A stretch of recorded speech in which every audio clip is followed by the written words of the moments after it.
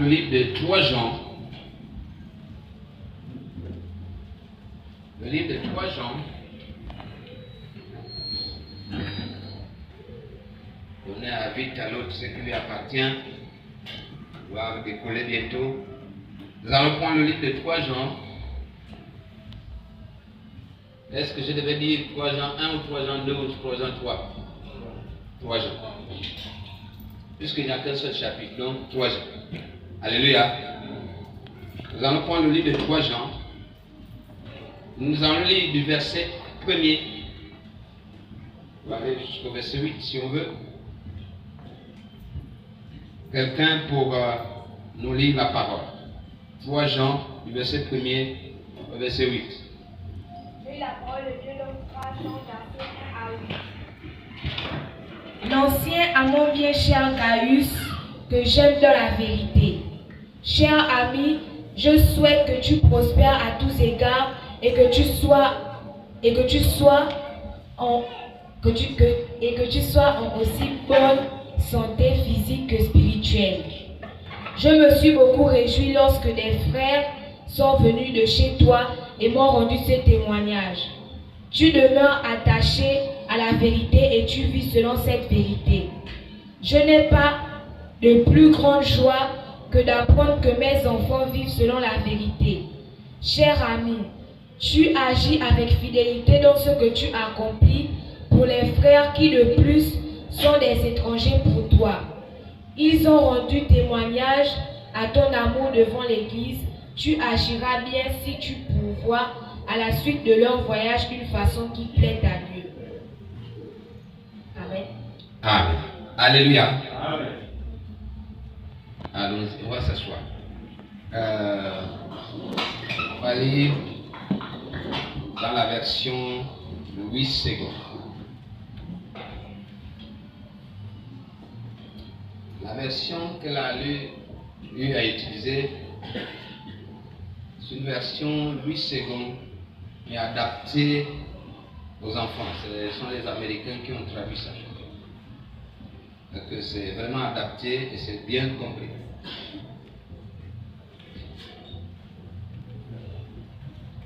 L'ancien Agaius, le bien-aimé que j'aime dans la vérité.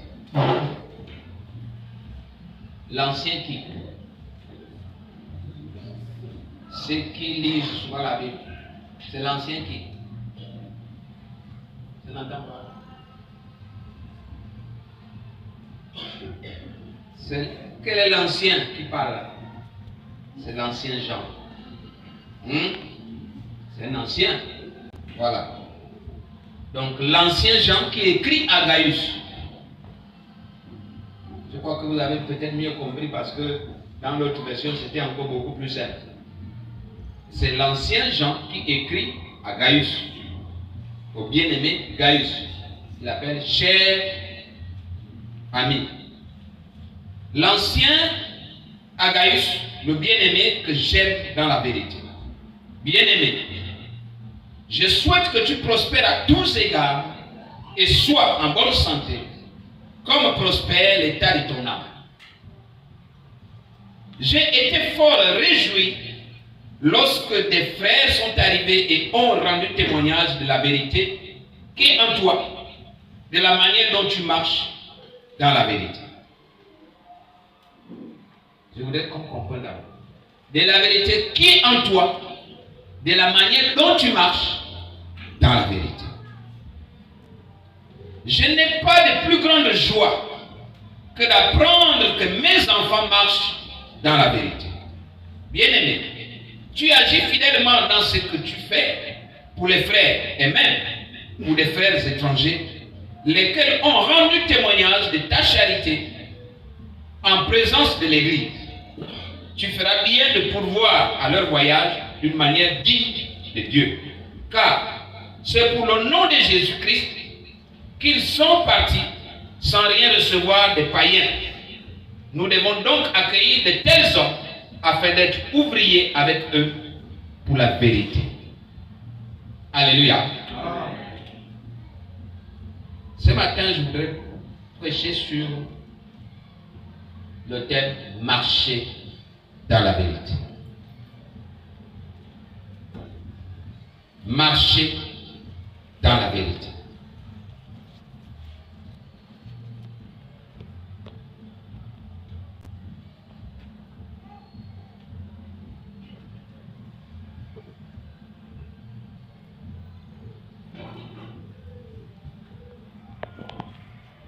Bien-aimés, beaucoup de chrétiens,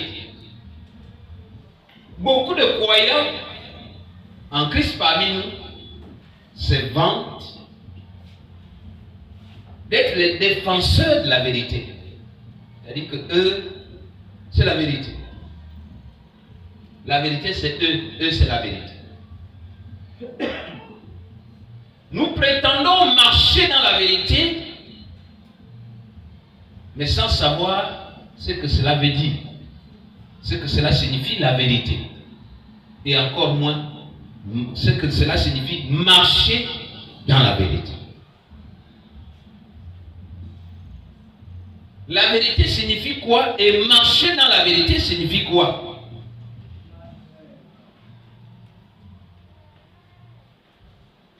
Je voudrais parce que j'ai insisté sur un verset, je ne sais pas si vous avez senti.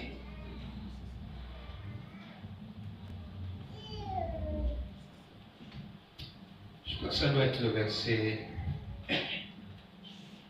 3.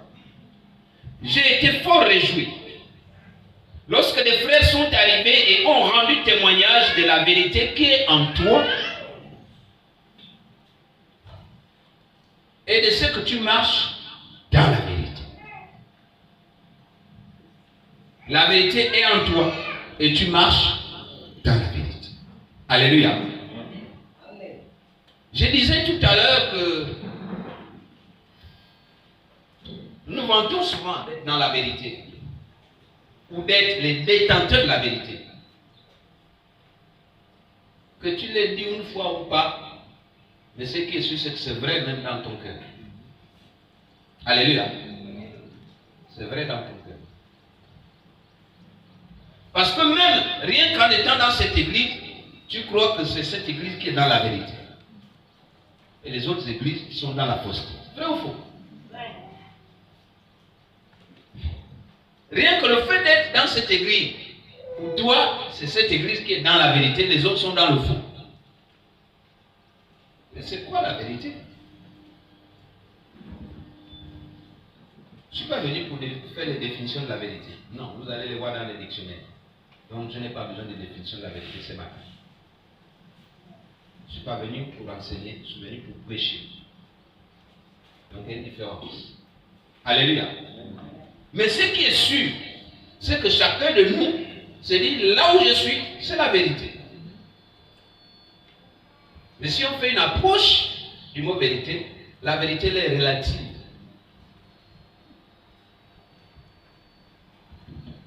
Elle va être relative dans nos têtes, alors que chez Dieu elle n'est pas relative. C'est-à-dire que nous, ce qu'on voit là, c'est la vérité. Non. Ce qu'on voit, c'est la réalité. Mais la vérité, elle est différente.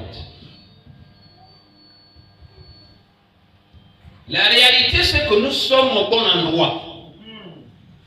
Faut que tu comprennes. La réalité, c'est que tu n'as pas fait un mauvais choix en étant dans cette église.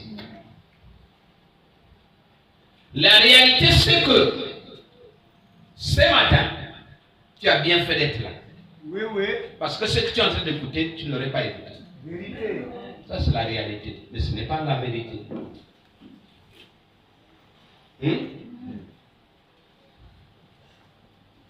La réalité, c'est que tu es au bon endroit. C'est que ce que tu écoutes, tu ne l'aurais pas écouté. Ça, c'est la réalité. Mais ce n'est pas la vérité. La réalité, c'est que ça se fait avec le bambou. Ça, c'est la réalité. Mais ce n'est pas la vérité.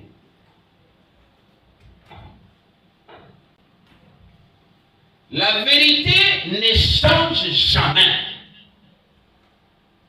D'un continent à un autre, d'une langue à une autre, d'une tribu à une autre,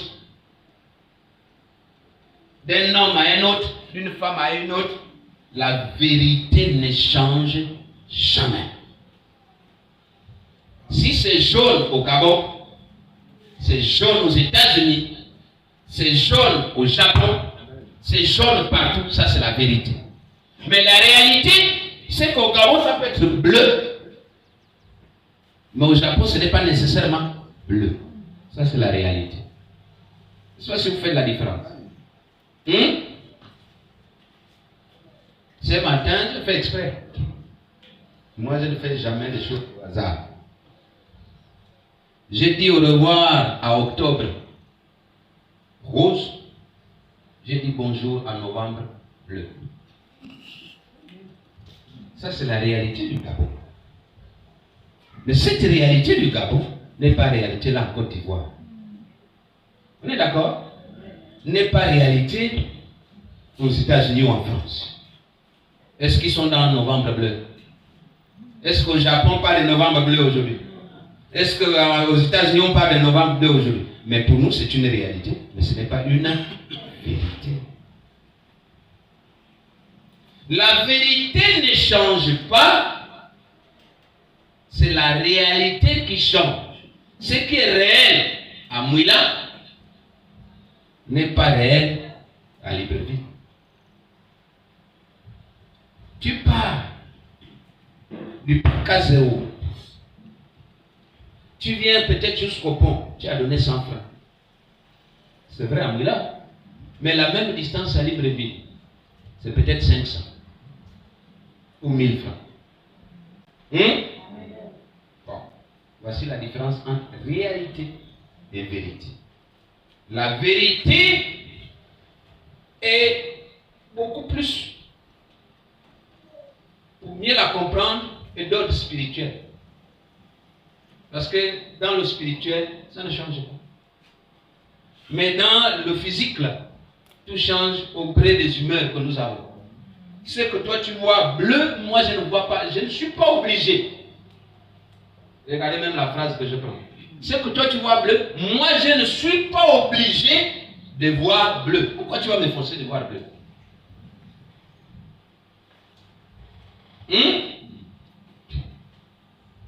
Pendant que je parle, je me souviens d'un cours que quelqu'un faisait. Quelqu'un a fait un cours à l'université. Il prépare tout le monde. Il prépare tous ses élèves, tous ses étudiants. Et il dit, la bouteille là, vous la voyez, elle est comment? Elle est bleue, non? N'est-ce pas? Bon. Demain, quand nous serons au cours, tout le monde va dire que cette bouteille est rose. Est-ce que c'est clair? Oui. Mais entre-temps, cette dame, c'est une dame qui faisait cours, elle s'est arrangée qu'un seul élève soit absent pendant qu'elle donnait les consignes. Suivez-moi bien. Elle a voulu enseigner la différence entre la réalité et la vérité. Elle dit, tout le monde doit dire que c'est rose. Est-ce que c'est clair? Cours suivant. L'élève qui était absent, qui n'était pas pendant les consignes, était là. La bouteille là, rose. Il commence à froncer le sourcil. Il dit, bien sur moi, tu ne vois pas. Il arrange un peu les yeux, quoi. La bouteille là, rose. L'autre, elle est rose. Il commence à changer de position. Il dit, bon, je suis mal assis. Vous comprenez, non? On demande encore la bouteille là, rose. Peut-être ce n'est pas dans ma salle de classe. J'ai oublié. Je ne me suis pas trompé. Il regarde. À travers les lignes. C'est la salle. C'est la salle là dans laquelle on fait cours tous les jours. On demande encore le rose. Il dit, bon, c'est sûr que, bon, il faut que ce soit comme ça. On lui pose la question, la bouteille là est comment? Il dit, rose.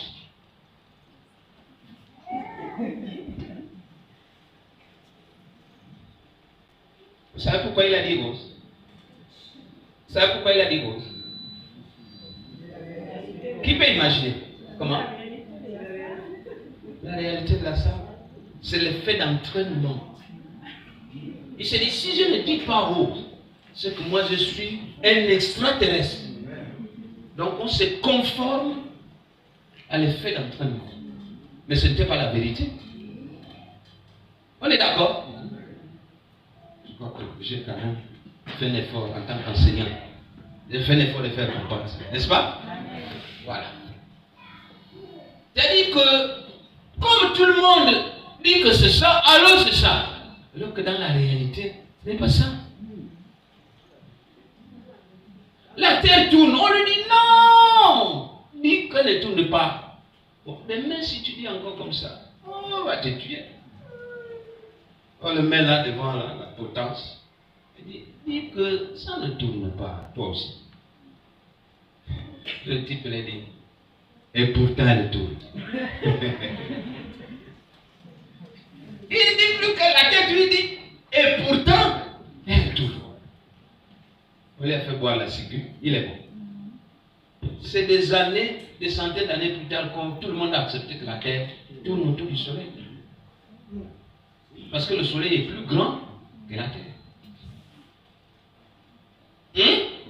Voilà. Mais il était le seul à voir. Lui, il était le seul à voir que la bouteille là n'était pas rose, c'était bleu.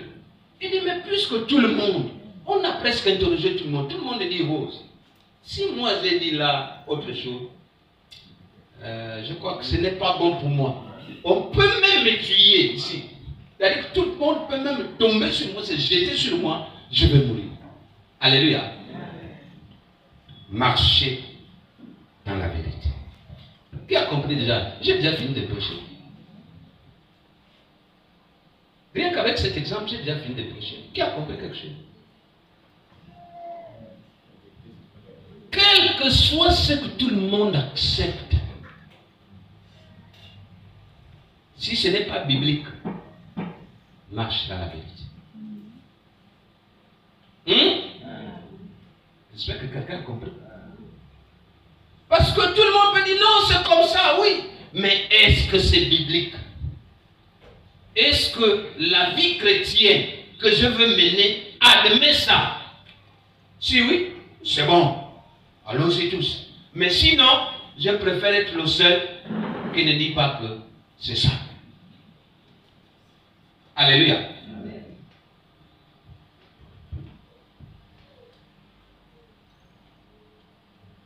Dans le passage que nous venons de lire, bien-aimés,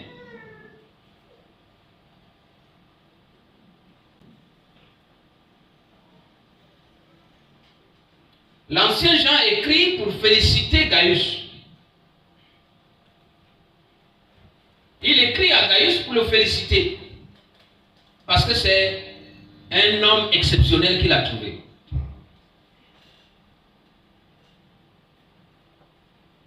Il dit bien même, le bien-aimé que j'aime dans la vérité. Je ne l'aime pas dans le mensonge. Je ne l'aime pas dans l'hypocrisie. Je l'aime dans la vérité. Bien-aimé, je souhaite que tu prospères à tous égards comme prospère l'état de ton âme. Et que tu sois en bonne santé.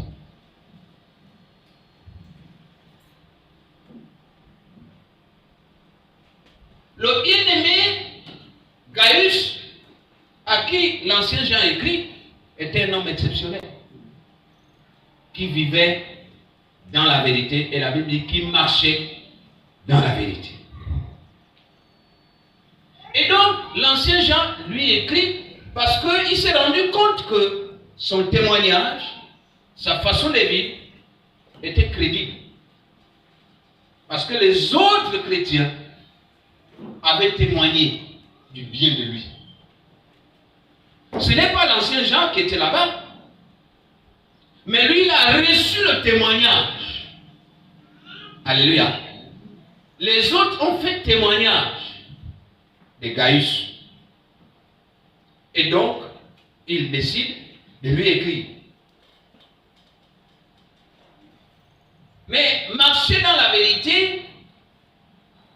ou vivre dans la vérité, c'est quoi exactement? C'est mener une vie correcte. Qu'est-ce que ça veut dire correct? Je fais exprès d'utiliser le mot correct. Qu'est-ce que ça veut dire mener une vie correcte? Parce que dans correct, là, il y a beaucoup à corriger. N'est-ce pas? Qu'est-ce que ça veut dire une vie correcte? Une vie correcte, premièrement, doit être encadrée. Si elle n'est pas encadrée, elle n'est pas correcte. Comment savoir que ma fille, ma femme, mon enfant, mes enfants mènent une vie correcte dans ma maison? Il faut qu'il y ait d'abord un cadre clair dans ma maison. N'est-ce pas? C'est-à-dire qu'il y a une discipline, il y a une ligne de conduite, il y a une marge de manœuvre qui est réservée. Et si les enfants vivent à l'intérieur de cette ligne de conduite, de cette marge de manœuvre, sans exagérer, ils mènent une vie correcte. Est-ce qu'on est d'accord? Donc, la vie doit d'abord être encadrée. Et quand je parle de vie correcte, ça veut dire que la société admet un certain nombre de choses. Et si on est en harmonie, en accord, alors nous menons une vie correcte. Mais, c'est pour ça que j'ai dit, dans le correct, là, il faut corriger. Mais il y a des choses aussi que la société admet, mais que notre société céleste n'admet pas. Et c'est pour ça que la Bible dit, vous êtes dans le monde, mais vous n'êtes pas du monde. Quelqu'un m'a compris ce matin? Vous êtes dans le monde, mais vous n'êtes pas du monde. Ça dit quoi? Ça dit que tout ce qui est dans le monde là n'est pas nécessairement bon. Donc tout ce que la société admet, parfois, comme diraient les politiciens, c'est du politiquement correct. C'est-à-dire qu'on s'arrange un peu quoi, pour que ce soit un peu ça, mais alors que ce n'est pas la réalité. Alléluia. Donc, nous devons toujours savoir, est-ce que il y a un pont ou il y a un mur entre ce que notre société actuelle admet et ce que la Bible nous recommande? S'il y a un pont, on emprunte le pont, on traverse, alors c'est la même chose.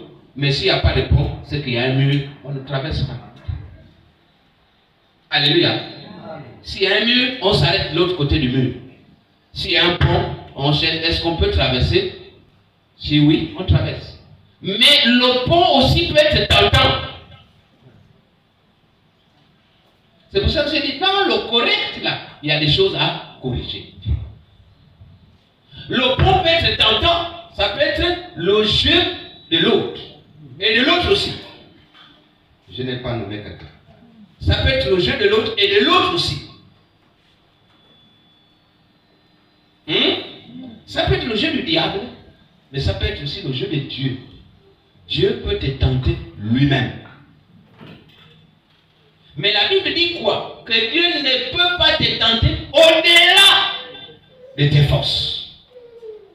Donc ça veut dire quoi? Ça veut dire qu'il tente. On est d'accord? Ça veut dire que Dieu tente, mais lui, il connaît tes limites, il connaît tes forces, il connaît tes faiblesses. Mais alors que l'autre, le diable, quand il te tente, c'est pour que tu ne tiennes plus. Tu n'auras même plus les pieds sur la terre. Tu vas Bionga. Ça, c'est le bon français. C'est ça qu'il faut souvent écrire. Et quand tu rentres chez toi, tu vois le dictionnaire. Tu vas Bionga. Tu vas commencer, c'est-à-dire que tu es suspendu. La tête n'est pas au ciel. Les pieds ne sont pas sur la terre. Mais tu es dans les nuages. Et là, quand il t'amène à ce niveau-là, le jour te lâche. La chute est mortelle.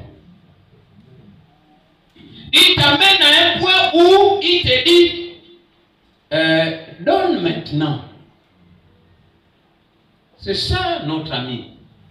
Il te lève, il t'amène à un point où il dit, donne maintenant. Quand tu commences à dire, mais tout ce que tu gagnais là, tous les biens matériels que tu as engrangés là, tu croyais que c'était cadeau. C'est bien, je suis dans l'opulence, c'est bien. Mais un jour, il va réclamer. Tout ce que tu gagnais, tout ce que tu mangeais, tout ce que tu voyais comme opulence autour de toi, tu pensais que c'était cadeau. Donne maintenant. Et comme tu es suspendu, il te dit, tu vois la Bible là en bas? Oui. Bon, tu réfléchis un peu quoi. Tu dis, bon, si me lâche là, je crois que c'est fini. Bon, prends-elle. C'est fini. Parfois, il paraît même, ce qui nous raconte ces choses. Parfois, tu ne dis même pas prends-elle. Tu dis, oh, je n'ai que maman qui m'aide. Tu as déjà prononcé le mot maman, on a déjà pris. C'est toi qui as prononcé.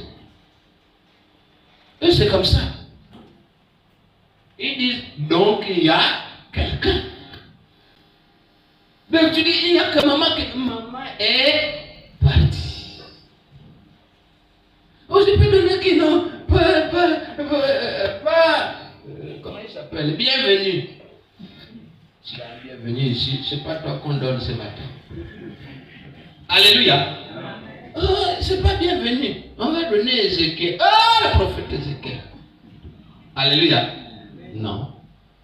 Dès que tu as prononcé là, c'est parti. Alléluia. Bien-aimé. L'ancien Jean nous exhorte ce matin à marcher dans la vérité. Alléluia. Marcher dans la vérité, c'est copier le modèle de Christ. C'est copier le modèle de Christ.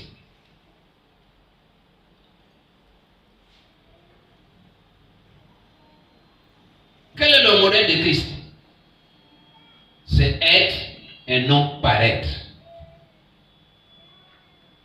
Le modèle de Christ, c'est être et non paraître. C'est-à-dire, tu marches avec ce que tu es, avec ce que tu as. Tu marches avec ce que tu es, avec ce que tu as.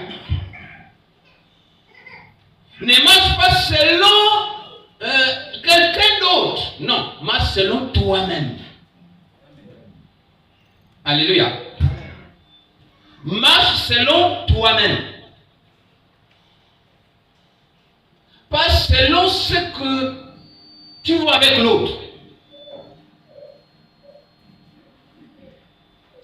Le modèle de Christ, c'est être et non paraître. Il ne paraît pas, non, il l'est. C'est pour ça que le modèle de Christ, c'est le je suis et non j'ai été ou je serai. On dit, Moïse dit, mais je leur dirai qui m'a envoyé. Et Dieu va répondre à Moïse, va dire que je suis m'a